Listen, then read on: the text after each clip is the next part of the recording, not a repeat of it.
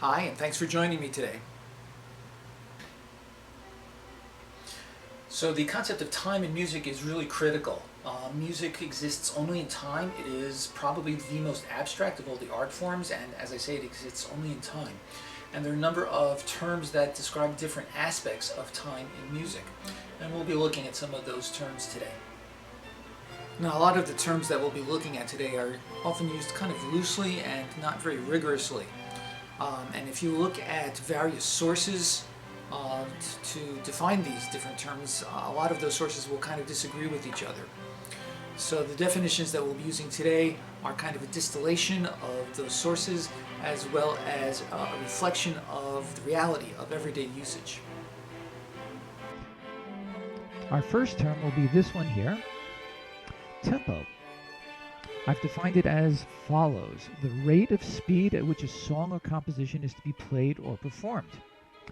This may be quantified by the amount of time in between successive beats or pulses in the music, or by how many pulses or beats occur within a unit of time, which is typically 1 minute. A more simplistic way to think of tempo music is to think of it as being either fast or slow, or I guess medium. A possible example of the term might be something like, let's speed up this music and play it at a faster tempo.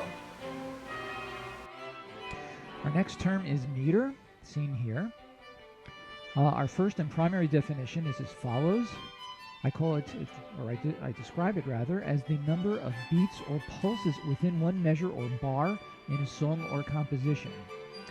It also refers to the manner in which the essential unit or pattern of beats occurs in a song or composition.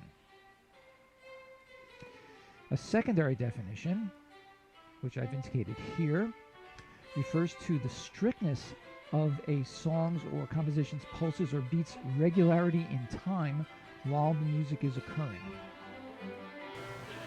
Okay, let's try to use the first definition of the word meter in a sentence. Perhaps something like, the most common meter in Western music today is 4/4, which is often referred to, at least in English-speaking countries, as common time.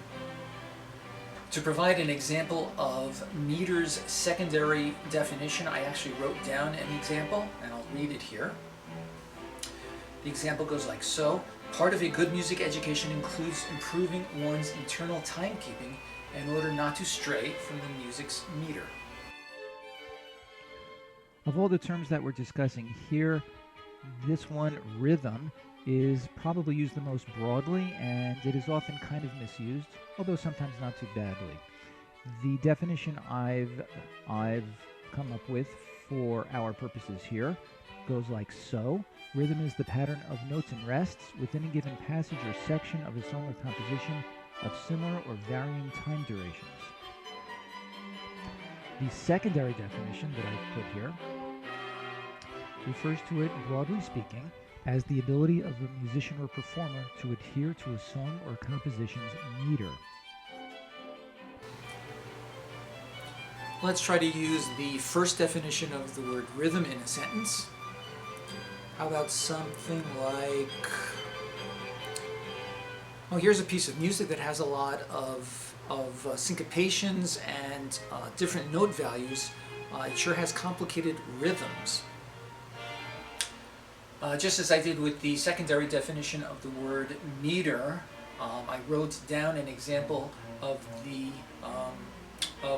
term rhythm in its secondary definition, and that example goes like so. Part of a good music education includes improving one's internal timekeeping in order not to stray from the music's rhythm. You probably noticed that that my usage, or my example of the secondary definition for both rhythm and meter, was identical. And there's a reason for that. The truth of the matter is those two terms are often used interchangeably by a lot of people. For example, you might hear somebody refer to a good musician as describing him as something like, boy, he has good rhythm. The last term we'll be looking at today is beat. I have defined it here as a unit of musical meter, or each of the primary pulses within a musical passage, song, or composition. As an example of usage for the word beat, we might say most pop and rock songs have very strong beats. Well, I hope that this recording may have helped you with any confusion that you might have had among these different terms. If you have any questions or comments, I hope that you'll leave a comment here, or you can contact me through my website. Thanks again for joining me, and I hope to see you again next time.